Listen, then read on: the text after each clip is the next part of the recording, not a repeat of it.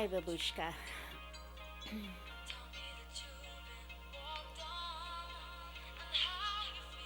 This song, so important to me. It's the entrance of a three-parter that I'm going to start calling The Brothers, the strength of the brotherhood,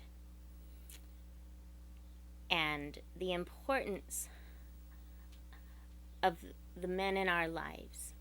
Um, oh, where do I begin with this one? During the calamities I was going through with Mom's demise and her illness progressing and everything, and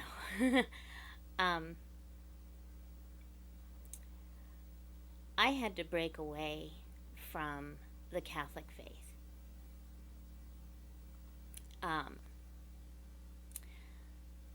Mom was so into me wanting to find just love in my life.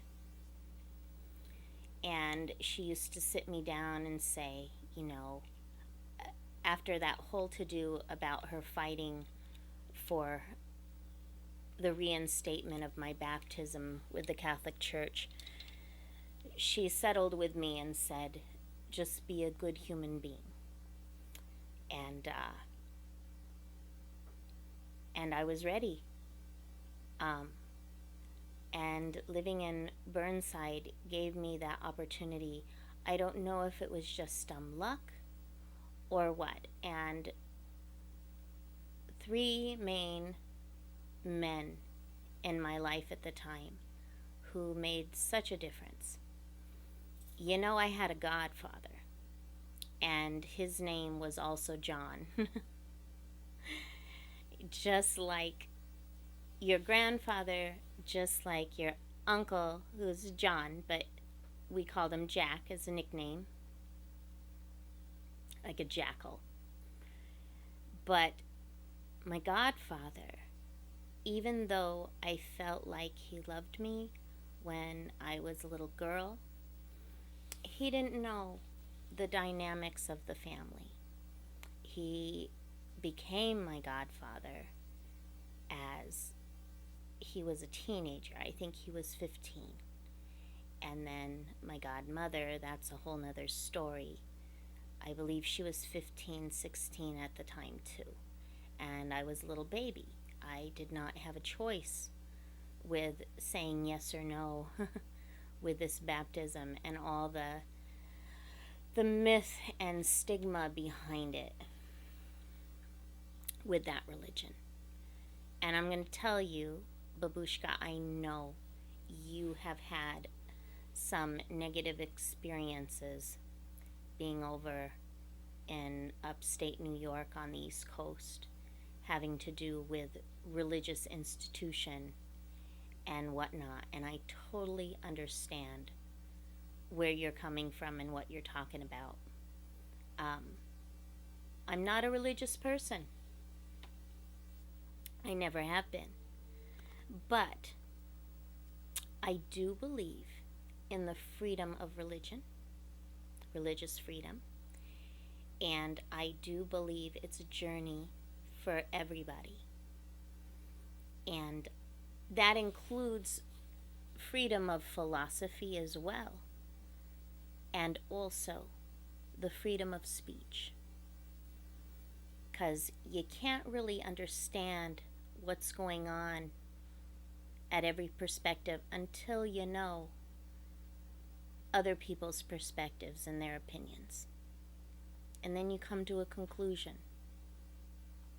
I think deep down inside, most people, most common people,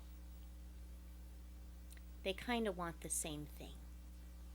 And there's a quote with the group of people who I learned from about Karl Marx and Frederick Engels. Their quote is, "It's not what you're against, it's what you're for. And that says a lot to me. And I really hold that dear to my heart.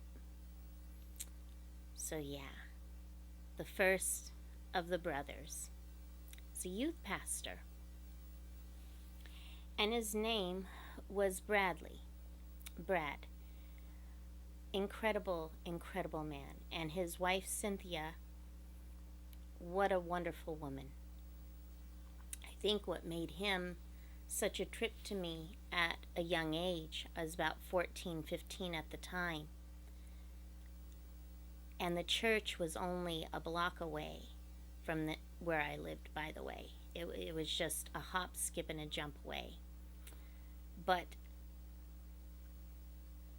he was a youth pastor with a church called the Church of the Nazarene. Now, they're a breakaway church from the original Methodist, and Methodists go way, way back into Europe, especially England, with the Reformation. And also, it's kind of a little side note or a little breakaway from the Episcopalian Church, which began with King Henry VIII breaking away from Rome, and through his wife, Anne Boleyn, too. She was really an advocate for that. She wanted the Bible to be able to be read by everybody, not just the elite few. To give the common people, and women especially, some knowledge, and to let them make up their own mind. That's a whole other story, but let's talk about this. It wasn't so much that church. It could have been anything. I mean, I had visited many other faiths, including the Mennonites and the Mormons. It was the group of kids. All of us teenagers. And Tim out there, yeah, you're one of the brothers. You're the third one. I'll let you know now, I'm going to save the best for last. But one of Tim's friends was a young man, a year younger than Tim and I, named Michael. God rest him. Yeah, Tim, you told me he died, unfortunately. The family of 6 children, and unfortunately he died in a car accident. So sad. He was such an influence in my life, as well you know, and yours too. Him and his older brother. But this group of young people, girls and boys, were such a rowdy bunch, and Michael would visit me all the time, just wanting to be friends, hang out, smoke some cigarettes, listen to a lot of heavy metal, and a lot of Christian metal too, on his skateboard. And we would talk and talk and talk for hours and joke around about things. And he had a method which today I still use it sometimes, and I'll probably use it in my future graphics, where he formed a way of cussing and swearing, where he twisted things around into a form of Pig Latin. So he'd say things like "shummed it." It was things to keep his mom calm. And she was a great lady too. It was that sense of fellowship that drew me to that group of kids. And it was that sense of fellowship and the sense that I could be myself, and there were no pressures put upon me to dress a certain way or be a certain way, just to be a good person, that drew me to Brad and his wife Cynthia. And she had a say-so. He came to her for a lot of guidance, and they did a lot of things together. And he was pretty to the book on things, and he was very protective and very formal. When he would let down his guard on things, it was when he would take us to concerts. And that's how I got to see Amy Grant, who was singing here. And I remember going up to the front of the stage because a lot of young people would go up to be saved. I go up, I raise my hands and close my eyes. I don't feel anything. I kept it to myself, except I did have a moment with him where I felt guilty. And I did have all those family secrets and tragedies and pain and memories within me too. I didn't leak out a lot of it. But I told him that I felt guilty, that, nothing happened. Nothing's happening here. And he told me not to worry about it, that everything's going to be okay. And he respected me for my diligence and for my quirkiness, and he respected me if I wanted to be more withdrawn and shy. Is no big deal. Is okay. And there were no politics. I didn't hear any gossiping or silliness and nonsense. I didn't get close to the senior pastor. I was there for the fellowship of the young people, and how we would talk and debate and discuss things. I didn't feel like the oddball, the odd person out. And for being a girl, I felt a lot of respect. And that meant a lot to me. Now, looking back on it, to me it was a form of equality and solidarity that I felt through this man. Such a big deal to me. So, maybe Babushka, I know you know that I read a lot from Karl Marx, and also from Frederick Engels, who worked with Marx. They helped out each other. Engels delved more into the history of the slavocracy going way back in time, and then the peasantry under feudal society and how that transitioned into the labor, the working class, as feudalism transitioned slowly under capitalist society with colonialism and whatnot. But Marx, he didn't say anything negative about having faith at all. In fact, I'll give you a little quote on what he said. Let's see if I can read this right. Okay, so religious distress equals the expression of real distress, which leads to the protest against the real distress. Okay? Religion is the sigh of the oppressed. Okay?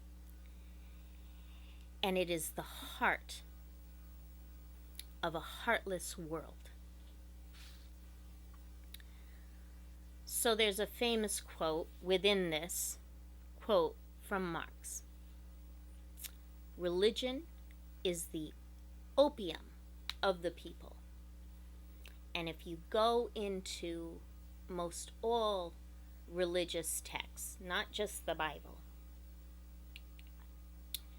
there are stories about opium and other drugs, medications, what have you. But I'll continue on with this. It's important. Okay, so religion is the opium of the people, a way of putting up an illusion of their conditions. The criticism of religion is therefore in embryo the criticism of the veil of woe, the halo of which is religious. Okay, we'll continue on. There's more. If people want to look into it, it'll blow your mind. Makes me wonder why they kept this stuff out of the school books, you know?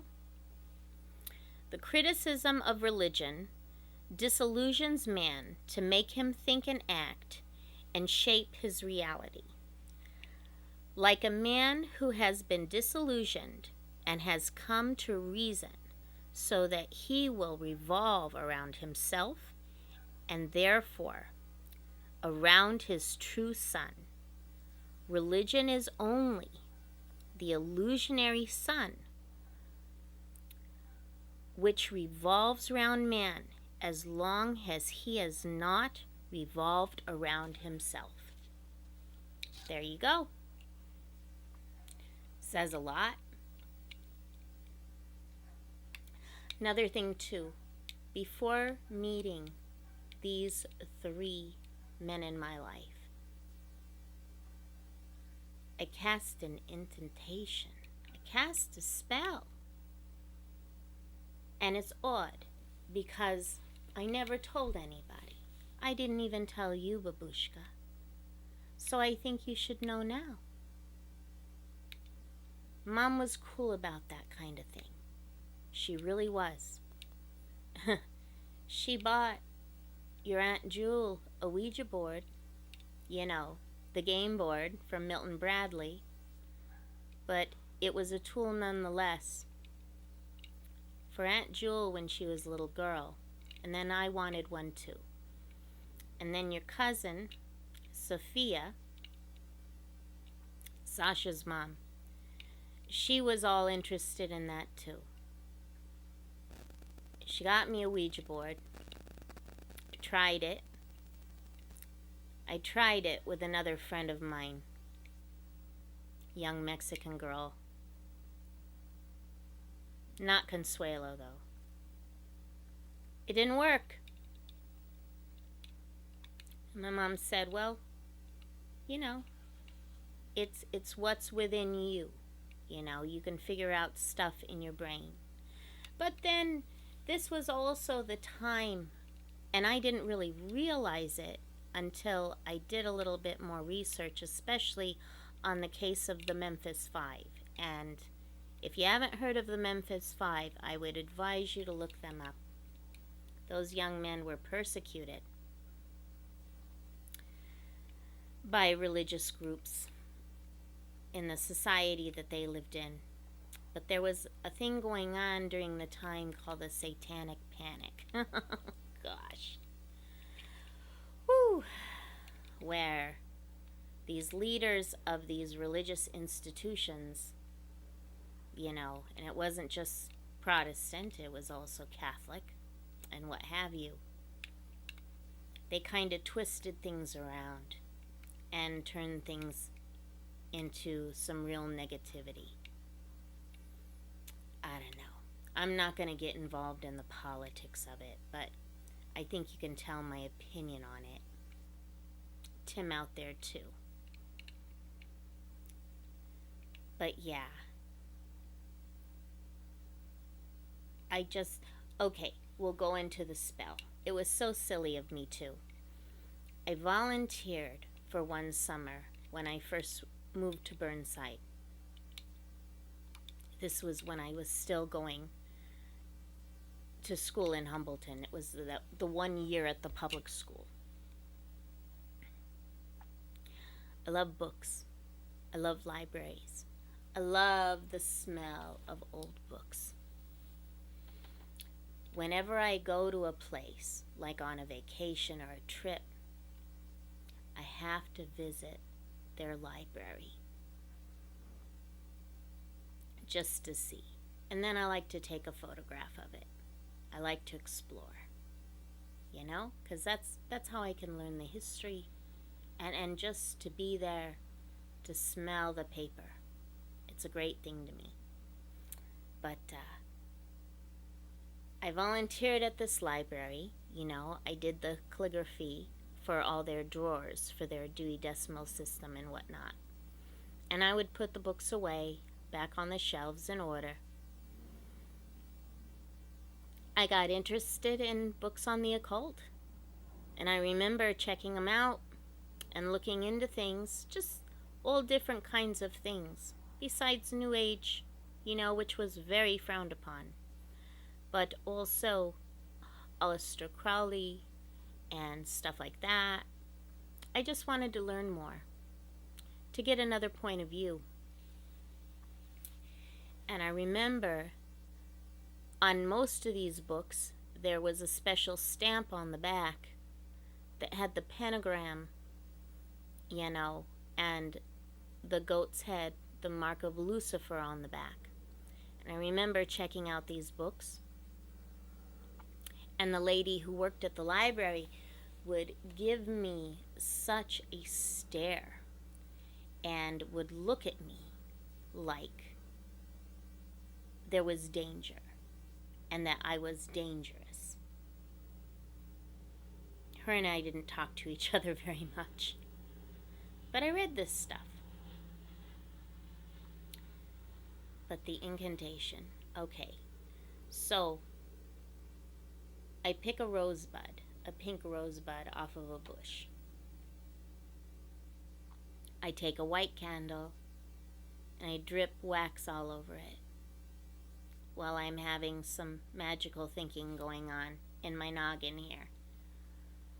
I wanted to find love in my life. It didn't necessarily mean a partner, because I didn't even know where I was going from or where I was going to. I loved both sexes. I wasn't thinking about sex. I was thinking of, I need someone to get me through this. Someone to reach out to me that I can trust. Someone to lead me through. I dripped the wax on it. I think it was a crescent moon. I really didn't care. That's the thing about chaos magic. You just go with it. That can be dangerous, very dangerous. But I wrapped it in muslin, a piece of old fabric that I found in Grandma's scraps of fabric that she had. She had some cool stuff too. And I dug a hole and I buried it in the front yard, right by that rose bush in our new home. I wanted stability. I wanted a way through. Looking back, I'm thinking in my head, maybe this is magical thinking too. But I think it kind of worked, at least to get me through that calamity. Brad was a wonderful man. I remember when he took us up to Seattle. Right, Tim? I'll talk about that when I talk about you. But he was so determined and so to the book, very serious, but you could get him to calm down, you could get him to get on your level, and he was so patient with us. How he put up with us, I'll never know. I did not realize until now that he had replaced a youth pastor who was starting to do some bad things, some naughty things. What they were exactly, I don't know, and I don't care. But they took care of it. And he was kind of a fixer-upper man. And I can see why now. But all that music and all that dancing and a place where I could escape and just get away from the chaos of life and be myself. And through him, he was a wonderful mentor, and he gave an example of what a good person should be. His wife, too. Wonderful people. Such a hero. I wonder what he's up to now. He's probably up to a lot of good stuff. He never got into politics. He never crammed anything down our throats of what you should be or what you shouldn't be or what you should read or what you should do. He never interpreted anything out of the Bible to fit his need. He wasn't manipulative at all. He would ask questions. You know, I'd give him the answer. He'd be cool with it, you know? A wonderful thing. So, and it's funny too, because Babushka, I've talked to you about the country of Cuba. There's a taboo to the United States. Did you know that Fidel Castro was Rh negative A like me? Yeah. Him and his brother, their nicknames back when they were young were the Hicks. They were made fun of. Bunch of country bumpkins. Their father owned a small plot of land. He was of Spanish descent, the dad. He married a native woman. Castro, Fidel, you know, you can say what you want about him, but the people voted for him for a reason. He saw the ruling classes as a danger. And he also saw Stalinism as a danger as well. He wanted fundamental Marxism, and he learned a lot of that through Che Guevara. They saw the poverty going on, not only there in the Caribbean, but also all over, especially South America, how those people were used.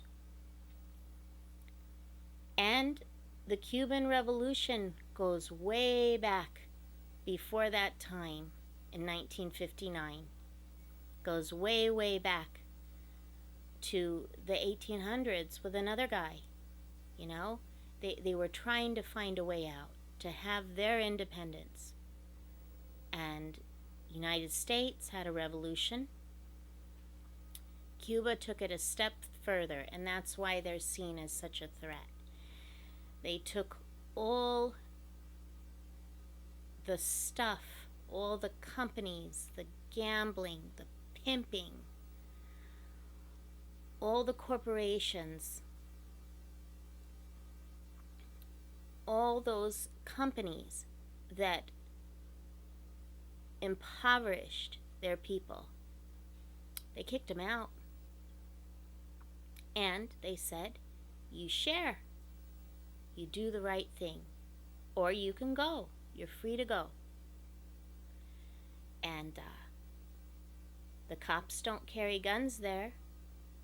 They don't have to. And Castro didn't have to have any bodyguards. And yet the United States, the CIA and all that, United States military, and the people who got kicked out, they came from ruling class families over there. They tried to have him assassinated over 300 times. Every time it failed. And I know, gosh, I should go back and look at this again.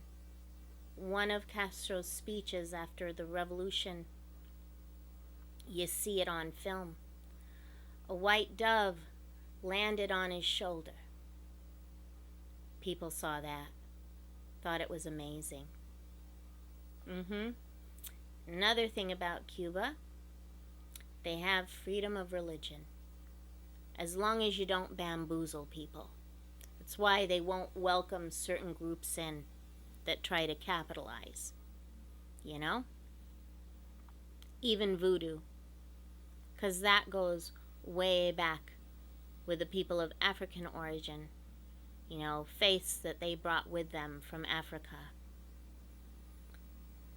and sangria, and all kinds of other stuff. They're cool with it. That's important. So they have certain rules there where it's about the needs of humanity and not profit.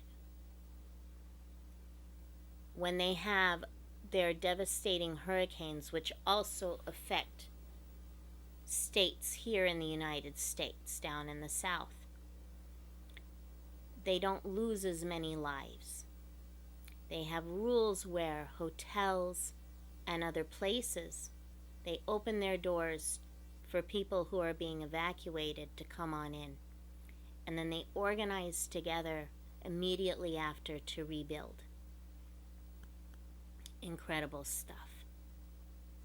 You can own property there, but as long as it doesn't take advantage or abuse, that's their thing. And their parliamentary groups, their little groups, are regular people like you and I. That's another thing too. Castro, he was educated as a lawyer. He looked into the laws. And the revolution was bound to happen. Had no choice. And he just happened to be there. But there were other people with him, not just men, but women too. And they worked as a team. Very inspiring. Che Guevara, very inspiring man too. So, I think about these things when I think about faith. And that's a good thing. And the freedom of speech and people having common ground and common needs and a common understanding of what we want in the world, how we want things to go. And like I told you before, honey, history, the Cuban Revolution, it's been 50 years. 50 years. Even with a crappy embargo, they still endure. We're the best doctors in the world. But history, the history we're in now, is a tiny, tiny bit out of this much history. And who knows how it's going to end up later on. We don't know. We can hope for the best, though, can't we? I remember that youth pastor, Brad. He taught me how to have hope. He taught me how to have positive thoughts within me. In a way, it wasn't just prayer, it was a form of meditation. And to be happy about myself and to credit myself for the good things I was doing in my life. I tried to continue it. It was hard though. It was really, really hard later on with the PTSD. But, honey, you're going to realize stuff too as you get older. I know, just like this doll, you have many layers within you. And you'll figure it out, okay? And remember how much I love you. And make sure you let your husband know, as he's an important man too, how much I love him as well. I gotta go. And remember to ring the bell, and I'll talk to you later. Goodbye, sweetheart.